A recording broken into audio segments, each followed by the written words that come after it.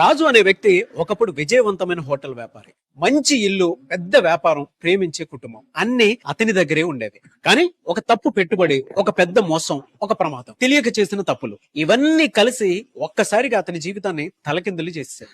తన వ్యాపారం దివాళా తీసింది, ఇల్లు కూడా కోల్పోయాడు, భార్య పిల్లలు దూరం అయిపోయారు. దీంతో అతను ఒంటరిగా మిగిలిపోయాడు. ఇక తన జీవితం వృధా అనుకున్నాడు.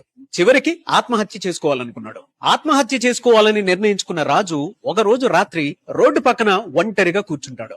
అదే సమయంలో అతని దగ్గరికి ఒక చిన్న బాలుడు వచ్చి, అన్నా మీ దగ్గర పెన్నుందా, రేపు నాకు పరీక్ష ఉంది అని అడుగుతాడు.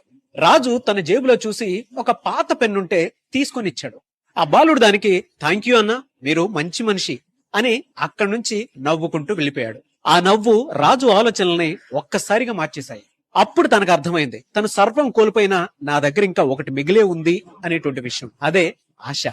ఆ రోజు రాత్రంతా రాజు ఆలోచించాడు, నేను కోల్పోయిందంతా వస్తువులు మాత్రమే, కానీ రేపు అనే అవకాశం నాకు ఇంకా ఉంది అన్న ఆలోచనని మనసులో పెట్టుకున్నాడు. ఆ ఆలోచనే అతనికి కొత్త శక్తినిచ్చింది. తన పాత అనుభవంతో చిన్న కాఫీ స్టాల్ ఒకటి ప్రారంభించాడు. పెద్ద హోటల్ నిర్వహించిన వ్యక్తి మళ్ళీ చిన్న కొట్టును ప్రారంభించాడు. అయినా అతనేం బాధపడలేదు. మళ్ళీ మొదటి నుంచి ప్రారంభిస్తా అని అనుకున్నాడు. క్రమంగా కస్టమర్లు పెరుగుతూ వచ్చారు. కొన్ని నెలల్లో రాజు ఆ స్టాల్ ని చిన్న హోటల్ గా మార్చేశాడు.